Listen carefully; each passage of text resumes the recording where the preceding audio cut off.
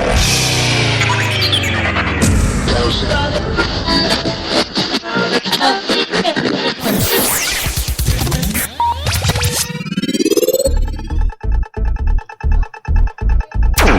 and gentlemen, welcome to Zero Fucks Given Podcast, episode 9. We are finally back with Cole Stoner. Cole, after a long-ass 2-day vacation, you are back with us for this beautiful Easter day. And I have been like an hour until I gotta get ready for work, but that's not the point here. The point is, Cole, you have been gone for 2 days, and in those 2 days, a lot of shit has happened. You come back to a message from Nate Faber. Actually, this was Thursday when it happened. Oh, you just didn't tell anybody. Okay, what happened with Nate Faber? Tell the world. So, during a call Thursday between me, Christian, Brian, and I think you were there, but you were gone. And Miguel might have been dropping in and out. I was there. Well, anyways, Rainey decided to do a social experiment with, our good friend, and I know it's your good friend, Connor, Mia. Oh, God. And started putting, Bible quotes that... Oh, yeah. No, I was there for that. I was there for that conversation. Yeah, and then Nate got involved and got mad at it more than Mia got mad. I went... I remember the Bible quote shit. I don't remember what happened, but I either left or something, and Nate's like, I'm out. And, he left the conversation. I didn't hear anything back from him. So, what happened after that? So, Nate left the call. Yeah, he left after the roast. Remember, he left after the roast, and we haven't heard anything from him since. No, he left during the middle of the roast. Remember? Yeah, because fucking Rainey said something to him about being gay, and he's like, I'm out. Yeah, because he has admitted about being...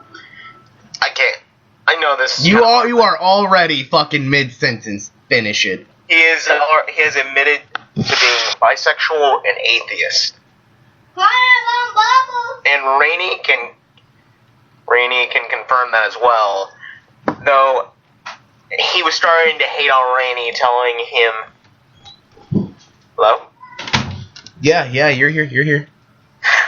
And suddenly it went quiet. I got scared.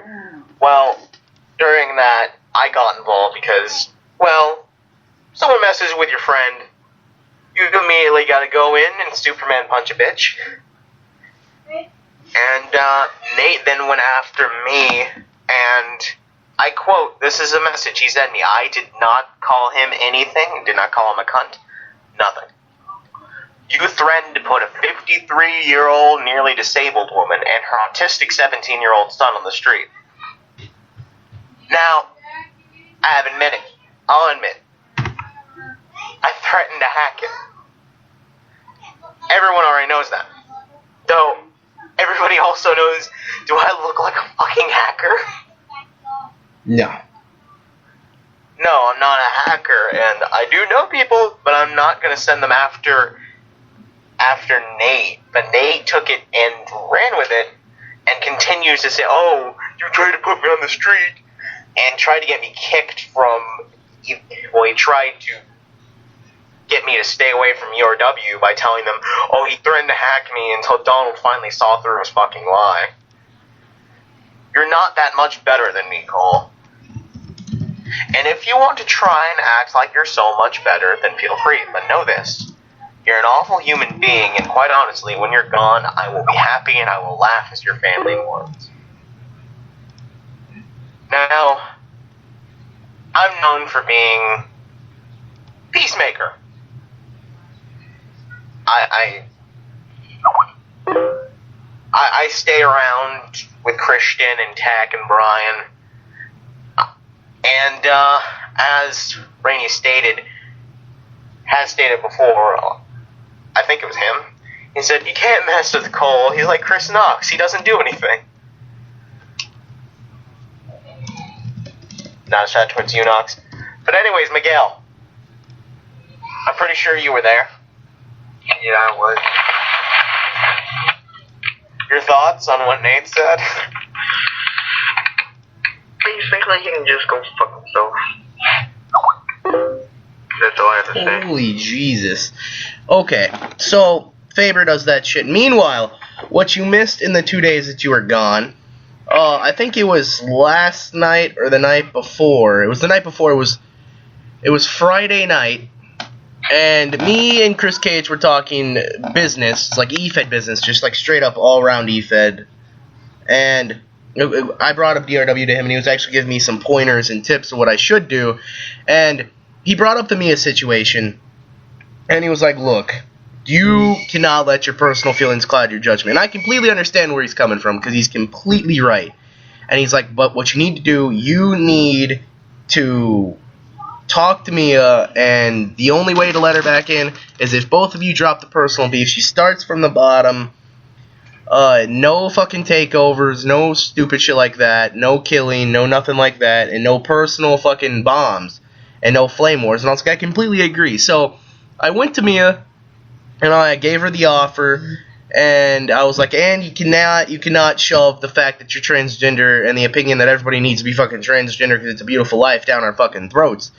Another person has came out as transgender, Jay Styles, and I fully support him. And Jay, I'm sorry if you don't want this public. I kind of ruined that for you, but and I support both of them because they're both really good friends of mine, and I like them both, and I support them both. But fucking, you can't shove the opinion down our throats like you shoved it down Jay's throat. I'm not gonna lie, you did, and he was like, it's not fair. That's not fair, and I will come back to you when you have something fair, and if the offer's still on the table. So, Mia's doing her own thing, and it was stupid, because I'm like, you want back in DRW, I give you your chance, and then you fucking turn it down. What are you trying to prove here? It's the same thing over and over, and when she doesn't get in, she then starts a movement with another Fed to try to kill DRW, and then gets in a huge major fight again. Oh, you missed that shit as well. Okay, so remember how Mia went to HEW and was like, oh, we're going to make HEW better than DRW? Oh, I was there. Okay, well, I'm going to tell the world what happened here. So, Asia Brooks and Alexander Brooks is running HEW. Well, Asia decided that the Mia situation is none of their fucking business. They don't want that shit interrupting them because they were partners with DRW. So she comes to me and she's like, I'm sorry for the personal drama. I want you back in HEW, and I want DRW's partnership back. And I was all like, I can't work with Mia. And then she's like, you know what? Mia's gone. I'm tired of her fucking drama. She kicks me out. DRW and HEW schedule a crossover pay-per-view May 24th, which will be Aftermath. HEW and DRW will present it. And, and we were scheduling big things, and Mia gets mad because HEW kicked her out. So now she's jumping from federation to federation to federation, and what she just now learned is nobody gives a damn. Nobody cares about what happened. Like, it's like if A-Raid was still around, which I think he is somewhere, lurking around the snaky waters or whatever. She's just going to try and bring up the fact, oh, I made Connor mad with this one promo. All I had to do was change one thing, and that's it. But still, all the stuff that she did afterwards really doesn't help the fact that all she had to do was change one thing. She started a big war, got Rainey involved, and got me involved. Got basically DRW and HEW involved. And then just continued. Until she was finally gone, and I'll admit it. I like Mia. She's a nice person. Well, not nice person. She's okay. Until you piss her off. And that's when no one can stand her, and she just still hasn't gotten back from being pissed off, so. So, good news. Chris Zero will be a part of the next league's part, the next league part. And I put the league into a huge file for those people that don't want to read it part by part and they just want to read it all in one little thing.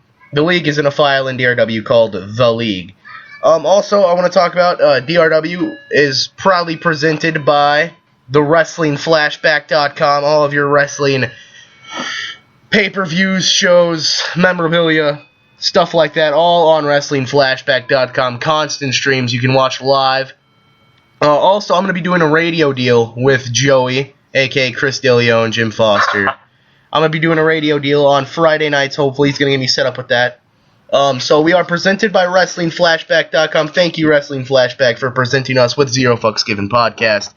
And we will be also coming live, hopefully from that studio for WrestlingFlashback.com. Back to HEW. HEW, May 24th, HEW and DRW will present Aftermath. It is going to be a terrific pay-per-view. One match that is already scheduled, Alex Fame versus Chris Zero. Also, we know about the Ultimate Challenge where the International Champion will take on the DRW Champion. Title versus title, winner takes all. Let's talk about ACW for a moment. ACW, Chris Trotter's fed. Chris Zero is in ACW. He's been doing vignettes for the last few days. I'm going to do another couple of vignettes in the next couple of few days, and I will decide when I'm going to debut, or Trotter will tell me when I'm going to debut. One of the two. Hopefully we get a cross-brand pay-per-view scheduled with ACW. Also, Throwback Thursday, April 16th for HLPW. That is our cross-brand pay-per-view with HLPW. Dark Mania this coming Sunday, 7 days from tonight, 1 week from tonight. And it's going to be a terrific event. Sean Ripper's been posting stuff about Dark Mania Access. Cole, you're scheduled to show up at Dark Mania Access tomorrow night. You gonna be there? Yes, I am. Awesome. Miguel, you're scheduled to show up at Dark Mania Access tomorrow as well. You gonna be there? Yep. Hell yeah, Chris Zero's going to be there. He's showing up tonight for the late autograph signings. He will be there tonight, 10 o'clock Central Time, 8 o'clock West Coast Time. I can't get over WrestlingFlashback.com. They're such great people. Joey is such an amazing person. It's terrific. Some more things I want to talk about before we end this show, because we're going to have a pretty long show. I'm going to go full 30 with this one. Can I bring up something? Yeah, go ahead, bring up something cool. Second part of the Roast of VTech coming out soon. Well, we're going to do that soon. We've had it scheduled the last 3 nights. Fucking either Joey's not on or Tech's not on. I don't think Joey's on. Joey was on last night, and then fucking Tech didn't get on, and then Tech got on, Joey got off. Oh my god. Yeah, it's pretty bad. We might as well have Christian as the roast master. We might as well have me as the roast master. That was a great roast master. His wedding anniversary was last night. That's why he had to leave. Oh, yeah. No, that wasn't last night. That was the night before last. Yeah. Well, anyways, it was yesterday. Hopefully we get to do that. Hopefully. Joey's pretty cool. Some more things. Also, Chris DeLeon is on, actually, because he just posted an EWC. Oh. Yeah, dick face. Anyway, DRW has been expanding with writers as of late, adding Aaron Alawa, a.k.a. Aaron Youngblood, to the writing panel, along with Sub Marshall. I'm going to call him Marshall because it's fucking his first name's so hard to fucking pronounce. Along, with the women's division. And big news upon the women's division. Big fucking news. The Shimmer Championship will be decided at Dark Mania, along with the Women's Championship and the Miss Dark Mania Battle Royal. Those are going to be some great things. The women's division, I read Takedown again. 7th strong week in a row that I've been reading Takedown. I gotta admit, that's the fucking best show around. That is the best fucking show around. EWC, we will be doing a cross-brand pay-per-view with them soon. A lot of cross-branded stuff. A lot. DRW is expanding. We are getting internationally known. I plan on doing one with EWC. I'm going to talk to NWA, see if they want to do one. And I'm going to try to get back into talks with MWA. I fucking hate those guys, but I'm going to try it out. Some more things to be known. Nathaniel Faber has been released from DRW after those personal shots. He's been released. Contract negotiations were Wait a let minute. go. What? Well, I guess you could say he's fired. I can't. Why do people have to get so personal? It doesn't make any sense to me. It really, I don't know why people get personal. to dying thing. I have no idea. This Sunday, Dark Mania, the first ever Chris Benoit Memorial Battle Royal. I gotta say, Dark Mania, it's there. Darkness awaits. It is going to be a terrific event. Dark Mania access going on all week long, from tonight all the way to Saturday afternoon at 5 o'clock Central Standard Time. We will be shutting a Dark Mania access down. We will be doing a Make-A-Wish fundraiser with all the Make-A-Wish kids that evening. We will be doing the Hall of Fame recap that night as well. And then Sunday, we're going to do another round of Dark Mania access until 5 o'clock again Central Standard Time. And then we're going to shut that down, and we're going to go right to the pre-show of Dark Mania. Pre-show will be live on YouTube. We're going to do a live Dark Mania pre-show panel before we go to the actual pre-show. It's going to be 2 hours long, 5 to 7. We're going to do 1 hour of a live pre-show with us, and then we're going to the pre-show with Bill After, JR Jim Ross, and Tony Schiavone. Live on the pre-show, you will see Huracan take on Dallas Payne in the opening round of the Young Lions DTM Cup, and then we will go on to the actual opener of Dark Mania, the Chris Benoit Memorial Battle Royal, and so on and so forth. Anything, Cole? You had a huge announcement for Dark Mania. Weren't you coming out with a new theme song for Dark Mania? I have been listening to certain themes, trying to come up with the best one to fit, and it's going to fit the Dark Mania experience. I plan on that. Chris Zero's new Dark Mania theme song, Monster, by Blake Selby, featuring 3 Years Hollow. We would like to thank 3 Years Hollow for allowing us to use their hit song, Chemical Ride, for the official theme of Dark Mania. We're going to close this show out with that song, actually, so I hope you guys tune in right at the end of this show for that song. And it is going to be, it's an amazing song. I love that song. I fucking jam to that song all day, every day. And WrestlingFlashback.com, live every day, all day, live with all of your wrestling extravaganzas, your pay-per-views, your shows, great wrestling matches. I was watching it the other day, Triple H versus Mick Foley in that Hell in a Cell match from No Way Out. Oh my god, that stole my heart. That was a great Hell in a Cell. Somebody, I don't remember who said it was sucked, but I wanted to kill them. I wanted to slit their throat and watch them die. Probably Nate. No, it wasn't Nate. I haven't talked to Nate in a while, actually. Okay. Big news! Mia Marsden is now Bo Dallas. What? Yeah, she's now using Bo Dallas. So Adam Rush is officially dead. Adam Rush is officially dead. Well, I guess I'm going to have to go back to my old job as coroner. I'll have to check and see. Oh, Jesus. Cole Stoner going throwback on us. ACW is actually a really good fan. I have nothing but respect for Chris Trotter, like I said on the last Zero Fucks Given podcast. And he's a really good guy to actually have on a podcast. Sooner or later, I'm trying to get Asia Brooks on the podcast to talk about some personal things. And I'm going to talk about it here. We have 11 minutes left, and I'm going to try to eat most of it with this. 11 minutes? 11 minutes, yes. I remember that one WrestleMania one we did, and it doesn't even feel that long. Exactly. It was a full 30. But Asia Brooks and Alexander Brooks are together. And the Mia personal shit that happened, Mia dragging HEW into it, tore Alexander and Asia apart. They have hardly talked since it started. And Asia has been down in the dumps about it. And it's, in my opinion, it's full-on bullshit. Because Mia should have left well enough alone. He shouldn't have dragged HEW into it. He shouldn't have dragged Alexander into it. And Alex, if you're listening to this, you need to go talk to Asia, because Asia is heartbroken over this, dude.